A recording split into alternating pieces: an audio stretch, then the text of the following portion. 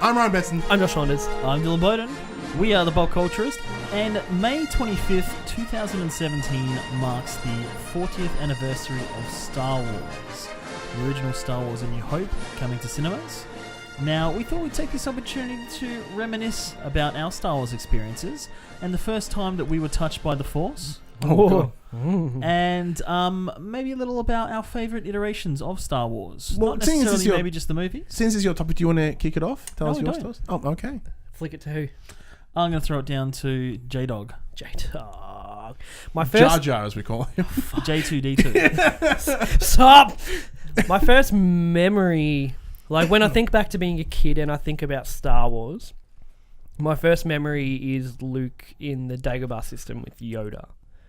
And the scene where he fights Vader in the cave. Yeah. That just scared the fuck out of me. That was terrifying back then. That's my first memory. When I think of Star Wars and what did I see first, that's just the first thing that comes to mind. So it must be true. Nice. I remember watching all of them. And also the compactor scene. Yeah, With compactor. the thing. What's it? Does that thing have a name? It sure does. Yeah, it probably does. The little eye. That thing, yeah. Those two scenes really stand out as, you know, the first Star Wars thing I ever saw. Me. For me, I distinctly remember watching probably A New Hope with the kids next door. Because I didn't grow up on Star Wars. Like, my Star Wars influence came from them. My parents didn't care. Oh, lucky you then. So like, I remember going next door to... I remember their exact names. Mitchell and Nicholas. Last name.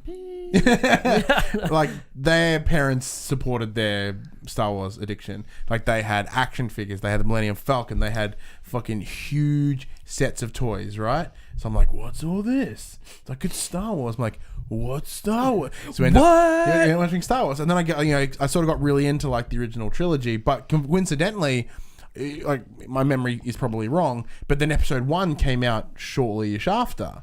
So once I started diving into Star Wars, like, and a new one's coming out. I'm like, get the... I didn't swear at that age. But I'm like, get out. That sounds crazy. 1999. Yeah, sounds about right. So you were what? 10, 11? Yes, man. So you had to wait all of about a couple of months. So when I say a couple of months, like, I distinctly remember being single digits when I first saw Star Wars. So in my head, it was like here to here. I'm like, I like Star Wars is pretty cool. Episode 1! There's like probably like 3 years in there that I just don't remember. Lucky me! Oh, wait. Yeah. I remember like what really got me into Star Wars was Episode 1 though. That's like my first big memory because I was that perfect age for Star Wars. And for me it was cool things and lightsabers, and I have a box somewhere of just Episode 1 toys. You're the marketed age. I was the perfect age for Episode 1. So that's my my memory is watching it on VHS over at my next door neighbors, but like my key memory is when I fell in love with Star Wars. Or was that probably one of the extra questions? So with Darth Maul, like, yeah, Darth Maul, yeah. Was he your Vader? Oh yeah. For that. But no, as in like I still understood Vader and everything else. Yeah. But like yeah. It wasn't until you get older that you really understand Vader. Yeah, exactly. Dylan? There's a few different instances. The one I remember seeing Star Wars first is I didn't know it was Star Wars. And I have a vivid memory of it was my birthday, and my dad and my mum were still together. It's like one of the only memories I have. And my nana was there as well. And there was the trash compactor scene, like you were saying, and there was also the Death Star run. I just remember those two things. So maybe I got toys, and there were all these dinosaur museum toys. So I was playing with that, and I just remember those two scenes, and that was like, okay, that's Star Wars years back when I look at it. Yeah, okay. And my older half brothers from my dad's side, they had all the toys because they were like 10 years older than me, so they had all the Star Wars toys lying around the house. So every time we go there, I'm like, these are awesome. And the same with went to a babysitter after school, and they had like a whole lot of kids' toys, and they had just this black duffel bag full of Star Wars toys. Ewoks, so many Ewoks. Did you take it? We tried to buy it off them for like $50. They wouldn't do it. I meant steal, but okay. Yeah, but then one day I went to the video store and I saw this video, and it was Empire Strikes Back, and I started watching it, and then I'm like, this is awesome, and I didn't realize it was the second installment in the Star Wars trilogy. So then I went back and watched the other ones, and kind of, you know, I believe for some reason, and it always seemed to be the way in primary school, I don't know if you guys had it as well, where everybody was talking about like Grease and then all of a sudden Grease would be on TV. And it's like, how do the stations know that all the kids at school seem to be into Grease all of a sudden? So when I got into watching it on VHS, all of a sudden the Star Wars trilogy was on like every Friday night on TV. So we went to my mum's friend's house, and I sat in the parents' bedroom with the toys laid out in front of me, watching Return of the Jedi by myself in like the little TV in the corner of the parents' bedroom. That image is so cute. Just this kid with the toy, like watching the favorite show with the favorite toys all around him. And I was excited. So that's what got me into Star Wars initially. Let's talk about what are your kind of favorite Star Wars things. So it doesn't necessarily have to be the movies. Is there anything that stands out in your mind as your favorite piece of Star Wars? I guess my favorite piece, one of my favorite pieces, is also a big missed opportunity, is Darth Maul. Such a fascinating character that was just gone before his time. They could have got so much out of Darth Maul in that trilogy, and they killed him. I know he lived on through the animated series. What Clone Wars? The Clone. I know he lived on with he had like spider legs or something because he got chopped in half, something like that. Yeah. But in that trilogy, they could have got so much more out of Darth Maul because he was a very marketable, recognizable character, and he didn't say anything. He just exhumed that badassery. And then, he killed Qui-Gon Jinn. Oh, shit, spoilers. Oh, no. He killed Qui-Gon Jinn. And, at that point, you thought Qui-Gon was like the boss. Like, he was the boss Jedi. And he killed him. And it was like, this guy means business. Oh, he's gone. But I love Darth Maul as a character. I really wish that we saw more of him in that first trilogy. I have 3 distinct Star Wars memories that just show how much, as in like for me, that shows where my love of Star Wars sits. For me, the one is my favorite. Whenever I think Star Wars, I think of Jewel of the Fates. That song is so good because we randomly break out in song. There are times like when because a bunch of my friends when I lived in Melbourne, like we all worked at McDonald's together, right? And we were all big Star Wars fans. So we would always talk about Star Wars. Me sitting there flipping burgers, and he goes, dun, dun, dun, dun, and it's like, and it would just everyone would just sort of get really into it, and it makes work that much fun. And it does. It works really cool. So like for me, one of my favorite things about Star Wars is Jewel of the Fates, as well as like Luke's theme and all that sort of stuff as well. Like don't get me wrong, they're great, but like nothing is as more iconic to me outside of the Star Wars theme itself than Jewel of the Fates, because I said once again, perfect age. Episode 1 is my jam. Speaking of episode 1, it's like one of the best memories I had was I was at that age where I was starting to get my own money. So I was starting to get pocket money or whatever, and I still have them. So I have a Star Wars fact file, have about 3 folders worth. So every week you'd go get a couple more pages and you'd add it until you think. So like a news agency. Yeah, like it was one of those news agency things. Like I collect that. That used to be my thing. And I distinctly remember going to Kmart in Traralgon and looking through the action figures, finding the ones I don't have, keeping an eye out for the particular ones, and all the ones that weren't stolen. Yeah, from Traralgon. Yeah.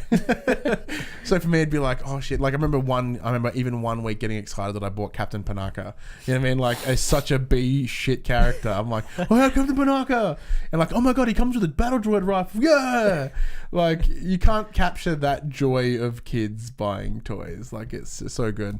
I even remember being excited the fact that I bought a Jar Jar Binks shirt at that age. Yeah. Because I remember I'm just going to pump out all my memories right now. So I remember KFC was promoting episode 1. Yeah. And like they had a bunch of cards. And one of the things we used to do growing up with my dad, because I'd stay at my dad's every fortnight, is we would always go get some like takeaway fish and chips or something, and go to the video shop, get some movies, go home, and that would be our thing. Because my dad decided then rather than I want to go deep. So Dad's like, I used to smoke a lot of cigarettes, like a lot. Like so, for him it was like, I'm going to cut smoking and we'll reinvest that in something else, and that reinvestment was in movies. So we would get movies every Friday. And like we would all sit around as a full family and watch things. And like I distinctly remember like one Friday we went to get KFC and they were like, hey, they've got episode 1 cards, and Dad's like to the guys like, look, hey, can you just throw a bunch of cards in? I got the whole set in like one go. You're one of those dick kids. No. Like I was like, oh my god, can we please get the one with the cards? Cool, yeah, thank you. And like and then I didn't know Dad asked for the extra cards. He's like, yeah, sure, fuck you go. Because like, I was a kid, I was excited. I probably had my Jar Jar Binks shirt on. I was like, oh my god, Star Wars! I remember the Jar Jar Binks was on the chip packet as well. I remember cutting the chip packet out because it had Jar Jar on it. It's like all oil stained and greasy. Oh, it was a mess. I'm like, I don't know why I kept it, but I did. And the other big memory I have is one of my big projects in grade 5 was a Star Wars website. I built a website in Front Page because my dad, that's what he used to do. So he taught me how to use Front Page, and I built a Star Wars website as my final project. What was the functionality of the website? It was just written as it's like you would click characters and you could get a list of characters. You pick the character you want and you'd read facts about them. Okay. So there were I spent probably 2 months just writing things about them. I remember we went on a family trip and I was in the back with a really old brick of a laptop, writing out facts about characters, looking at my little fact file, rewording it, and it was like a full blown thesis on Star Wars. And I have it on disc somewhere. Wow, that's really cute. That's dedicated. Yeah. Dill? Well, I grew up in a weird time where, and I think similar with you guys, kind of were in the episode 1 phase. But I was born in 1983, which is when Return of the Jedi came out. And then there was 1999. So I lived a lifetime as a child in a time where Star Wars didn't exist. No Star Wars, yeah. Yeah, so then you discover it. And Star Wars lived on well before it became the prequels and before it became what it is now. But my big thing was Micro Machines. They had the 3-pack of Micro Machines, and you could get a TIE Fighter, an X-Wing, and always something crap. So you'd get a speeder bike or something lame. But I got all of them. You get Star Destroyers, the Millennium Falcon. And before I even had those, I'd sit there waiting for my mum to finish work at the school that I went to because she worked at the school. And I'd sit out in the garden playing with bark, pretending it's the ships. And then one day I got the Micro Machines around the same size, and I'm like, this is 100 times better. So I play with the little toys. And one day the woman at Big W said, did you know that a percentage of the profits that you're buying now goes to George Lucas and Harrison Ford and Alec Guinness? And I'm like, what? So someone blew your mind about royalties. Yeah, so I'm like, what I'm buying now is going to the people who made the movie. Because Lucas had all these back-end deals with the merchandise. So that blew my mind. Such a random thing. Yeah, I was like, whoa. Did you know all this money is going towards to Harrison Ford, Han Solo directly? What? Boop. Yeah, I'm like, whoa. I'm part of Star Wars. Yeah, so that was cool. And then the 1997 re-releases came out. So I went and saw Star Wars A New Hope with the special edition with the extra Jabba the Hutt scenes and whatnot, and then saw The Empire Strikes Back with barely any new scenes. And Wampa lost its arm a little bit, and there were a couple of more Cloud City shots. And then I don't think, because I went to see the first one with my brother, then the second one the whole family came, and they're like, this is just the old movie, and nobody came to see the third one with me, Return of the Jedi, which had the dance scene added. So did that start your whole, sorry to jump in, your whole going to movies by yourself thing? Do you think that kind of jump-started my mum maybe went to see the third one. Oh, okay. But in regards to going to the movies itself, I took the day off to see episode 1. So I was in high school and I took the day off. Star Wars is coming out and nobody cared. And this is before we knew it was bad. See, because I remember the same thing. Because I went and saw. I went to the midnight screening of episode 3, and I'm pretty sure it was release day for episode 2. My dad's like, let's go see Star Wars. Yeah. And my dad was great. I remember I went to episode 3 with family friends of mine. They won tickets to the midnight, so it was myself, my friend Jake, and we went to the movies. And we got 3 a.m, went to bed, and woke up, went to school. I went to the movies with school to see episode 1. Really? As an excursion. I remember whenever they'd petition to what movie we want to watch. I'm like, Star Wars! Yeah, and they have to run it past has it got too much violence? So I remember we actually had to sign a slip once to permission to watch Star Wars. Yeah. So I took the day off by myself to go and see episode 1. Nobody else cared, and I was such How'd a you goody get the day off two-shoes. school? I wagged for the first time ever. Ooh. And then I came back to school later in the afternoon after the movie just to talk about it and go to the rest of the school. Episode 2 I went to it by myself on the morning of the day it came out, 10 o'clock session. And then I'm like, Mom, you got to come and see it. It's awesome. Yoda fights Count Dooku. It's incredible for Yoda fights. So I took my mum and my brother later that day, and my mum fell asleep halfway through the movie. I was so pissed off. She didn't even stay awake for the Yoda fight. And yeah, then midnight screening for Revenge of the Sith with my friend Brad. And that was cool. But what about outside of that? Is there anything video game wise, comic book wise, book wise, figure wise that really stands out for you? The Nintendo 64. Shadows of the Empire. Yeah, that one. I don't remember what was happening. I don't remember. I know that I played it. Me too. That's all I can remember. I remember know that playing I it played and it. enjoying it. Yeah. Fucked if I know. If someone's like, what's the storyline of Shadows Empire? Like, Well, the cool thing I with that remember is doing that a they Hoth level once. They released like a comic book, a novel, toys, and the game. And it was like with like Dash Rendar, who was like a Han Solo kind of bounty hunter that kind of wove through the story of Empire Strikes Back during that period. It was kind of set between those two movies. Yeah. But you'd play like you'd play the Battle of Hoth, which was awesome on remember Nintendo that 64. You'd like fight Boba Fett, you'd fight IG-88, you'd go across all these moments out of the movies. Yeah. But that was awesome. Yeah, I remember also playing the Force, not the Force, Episode 1, the game. I don't remember on what. PlayStation, I think. I remember playing on PlayStation and PC. I remember being stuck in a swamp. So like the third chapter. Yeah, like the third chapter, like in Jar Jar's swamp or something. It's like there's a lot of platforming for unnecessary yeah, I remember reasons, being stuck there for an extremely long time. I'd love to replay that for a But stream. I remember the opening scene a lot, where you're in like the room and then you come out and all the droids are there, and then the rolly ones come up. I forget what they're called. Destroy droids. Those ones. I remember playing that too, and that being a really frustrating game to play.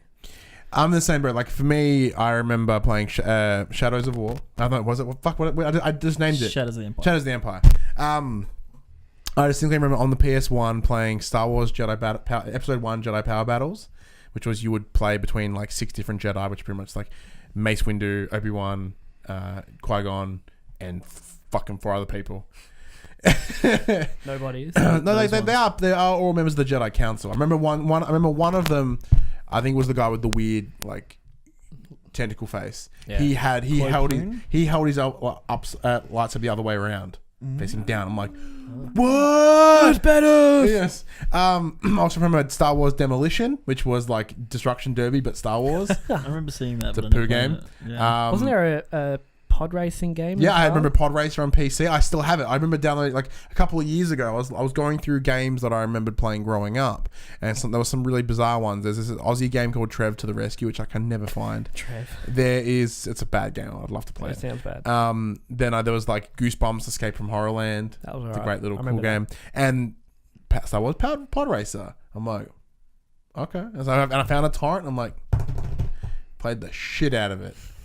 Because like for me, just once again, like pod racing has such a weird connection with me. So like I remember those games. I remember there being a bunch of books as well. Like I remember reading the teen fiction Star Wars books. Like there was one about, I think it was entirely about a Jedi. I think it was called Star Wars Jedi Apprentice or something.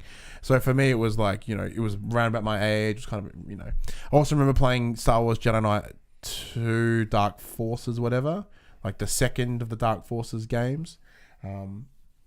I didn't have access to comics in Toronto, so I never did any of the comics. But for me, it was mostly the movies and the games. Those are the two things that I stuck to outside of Star Wars. I also played the MMO for a while when it launched. Oh yeah, I understand. Like we're talking about us growing up with Star Wars. Like since then, but that was like crazy 7 or 8 years ago now. No way. It was like, holy shit, it was. Yeah, it was a while ago, a long while ago. Yeah, I was it was nearly a a decade younger than I am. So that's when ago. I was young. Wow. Yeah, I remember playing that. Yeah, shit. That was like at the World of Warcraft one where everyone was looking for something else to play. What happened to it? Is it still around? Still around. Still around, still going. Apparently better than ever now. Yeah, apparently it's really good now. But I ain't got no time for MMOs anymore. But when it launched, it was a lot of fun. I had a great time. Lovely. I remember Rebel Assault on the Mega CD. And you'd have to go back in the day when you could hire consoles. I have one more to add when we go ahead. The other one I remember is called Star Wars Galactic Battlegrounds. It is Age of Empires, but with Star Wars. I bought it last week for $2 on Steam. I'm super excited. No, I will play it because it's like, I bought it with the intention of streaming it because it was just Star Wars. Yeah. Oh, now you're getting into PC streaming. I might just because it's like it's an avenue that we don't have access to, and it's such an old game. I could get away with playing it on my PC. But yeah, it's Age of Empires, but Star Wars. It's like you have to go mine ore and shit. Makes no fucking sense. But you can have you'd have cool heroes. Kyber crystals. I think in context, it might have been Kyber crystals now, but even then, it was like Kyber crystals and gold and wood, and so it's very Age of Empires. It's RTS. They've just slapped Star Wars on top of just reskinned it. Yeah. Oh man, I just thought of some more Star Wars things, but it's fine. Keep going. No, go on. And I was a massive Star Wars nerd growing up. A different assignment. right around my Warhammer phase, right? It's just I'm talking about year 9. No, I lie. So I passed Warhammer, but I still had a ton of it lying around. One of my school projects was like design something, and I was like, okay, I'm gonna design a miniatures game around Star Wars. So I created like Warhammer, but Star Wars. So and I remember getting a stormtrooper, a space marine from 40K, and shaving it down and shaping it to become a stormtrooper, and I used that as my proof of concept. And then I built, like, I spec'd it out. I created what a hero would be and how each different classes and like. Probably would have been successful if you released it. If year 9 you followed through. Yeah, and then sure enough, a good couple years later, like they released miniatures like Star Wars. I'm like, fuck, missed out. Yeah, man, I had so many dumb Star Wars things. Yeah, so video games were a big one that were continued in during that period where there's no Star Wars. So Super Star Wars on the Super Nintendo. Star Wars and SNES. Yeah, Empire Strikes Back. Return of the Jedi. The SNES. Yeah, Shadows of the Empire on Nintendo 64.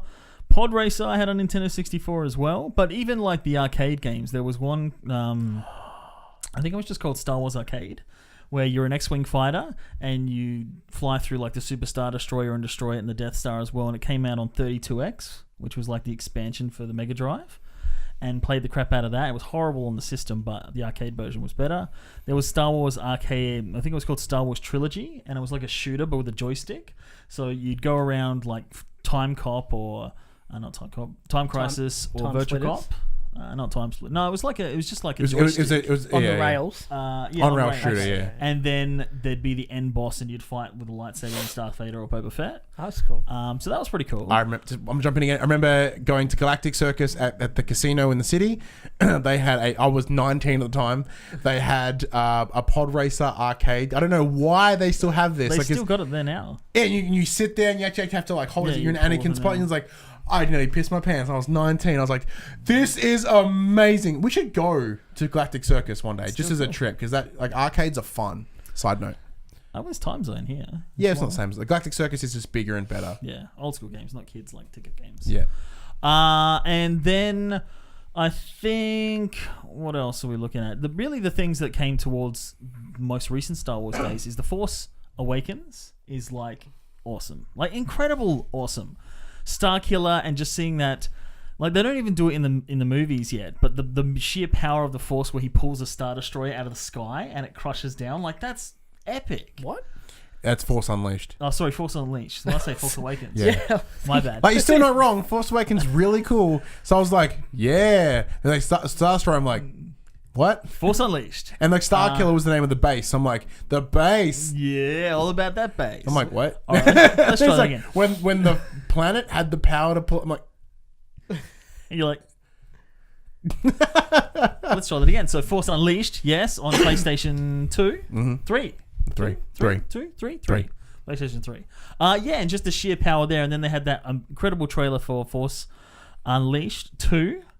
And it's like this scene where Starkiller's like chained up with stormtroopers around him. Darth Vader comes in, talks some smack and leaves. And then he like sparks up his lightsabers, and it's just a flash of lightsabers as he breaks out. And then he just does this massive force balloon and like blasts all these stormtroopers like dust. It was just like, that is the most incredible cutscene ever. The cutscene for Old Republic, like the cinematic trailer, is phenomenal. Phenomenal. Let's check it out. I don't think I've seen that one. Oh, so good. What was that, the MMO? The MMO one. Yeah, that was really good.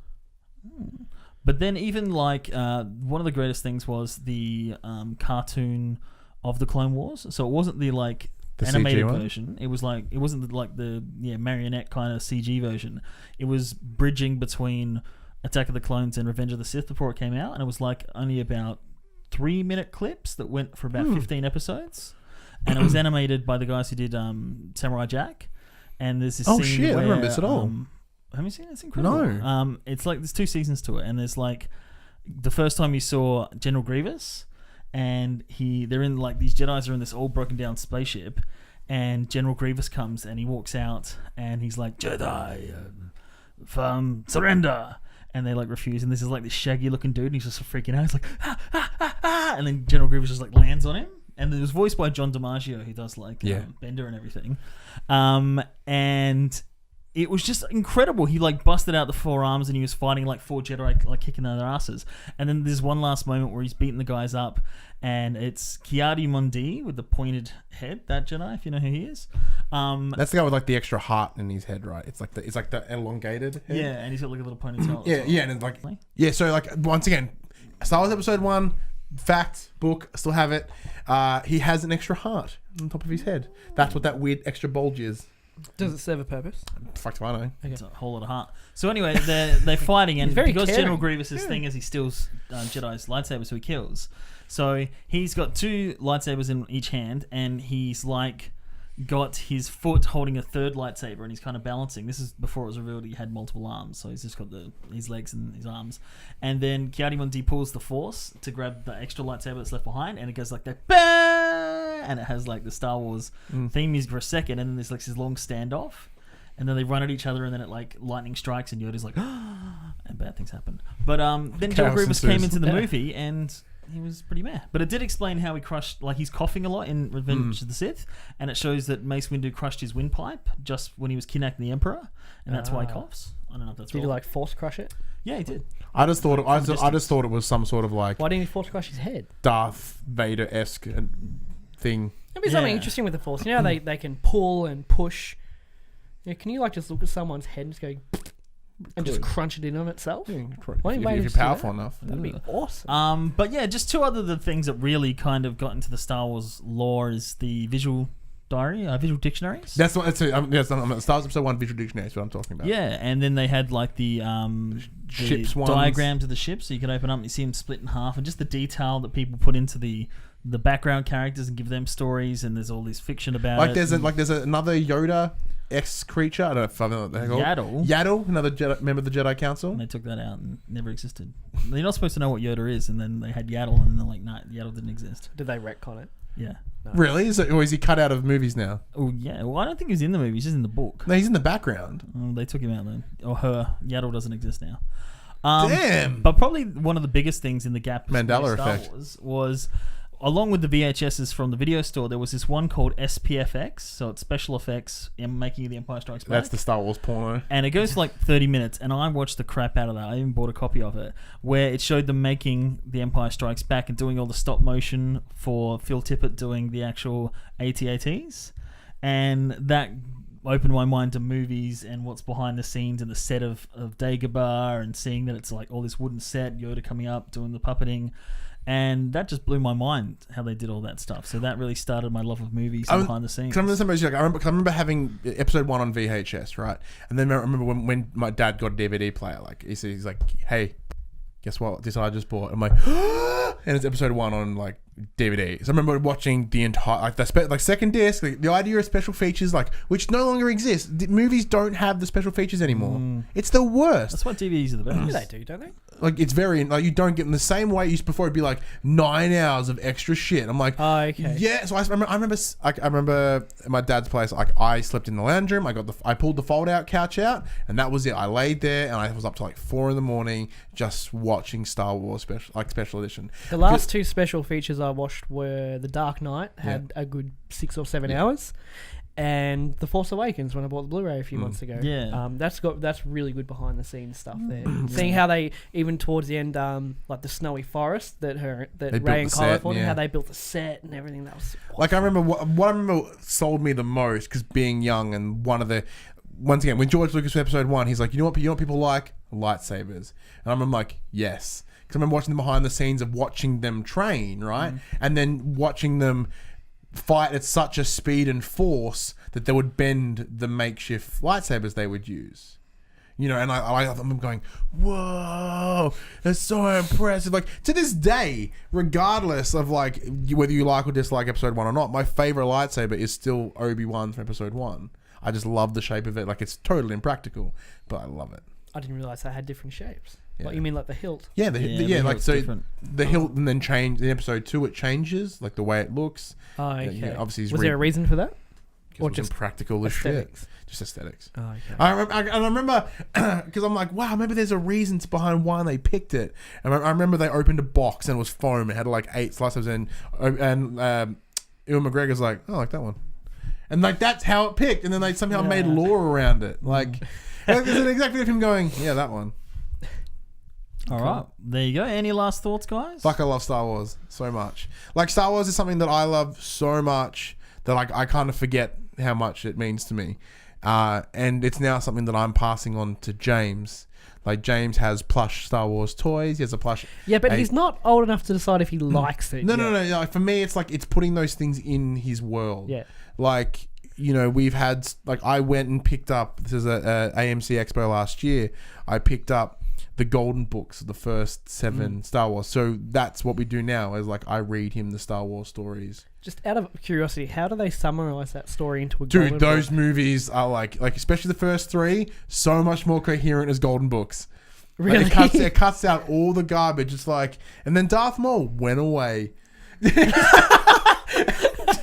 Like, so when anyone dies, it's like they left. I would like to read these very much. I'll show you when we're done. Like, Yeah. it literally changes the movie into a much I want to see you better do like way. a live reading. I'll do it. Don't mind. We can just reenact it. That can be a stream. Yeah. Reading the golden books. If we had the time and like the resource, I would say let's get some costumes and let's enact. Like, let's reenact the golden book version of Star Wars. And then Darth Maul went away. Yeah. And just leave. Yeah. I suppose it is a bit graphic to say you got severed. Like, Like decapitated. cut in half. Yeah. Like, it cuts out all the trade deal garbage, all the political espionage. Yeah. Like, it's just cut out. It's so good. Yeah, same. Like, I'm obviously not as big of a fan as both of you guys, but when I think back, I do realise that it has been with me since I was like 5. And without a gap, like all the way through to now. And that's just weird because no other series really has that. So even though I'm not, you're going to come up with another memory, aren't you? Even though I'm not all in as much as everybody else, it has still been something I've enjoyed for the last 25 years. And that's really cool.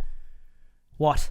I remember when I was like 20, it's like 5 years ago. 8 years ago. Jesus Christ. Yeah. I remember I got my first credit card, and the whole idea was this is my emergency credit card. This gets used for nothing else but emergencies. The first purchase on that card was the Star Wars Blu-ray box set. It was like $100 and something bucks. Yeah, and I was like, "Yup, bang, ah!" And that opened up the world of credit cards to you. No, that was really I'm easy. pretty good outside of that, but for me, it was like, I worked part time. I was working casual. I didn't have any money. I was studying. Like, but I need. We were talking about how impulsive he is before this show started. Yeah, don't give him a credit card. I have a credit card. I'm pretty good at it. Any final thoughts on your Star Wars life? Yeah, I mean, Star Wars is ingrained from as far back as I can remember.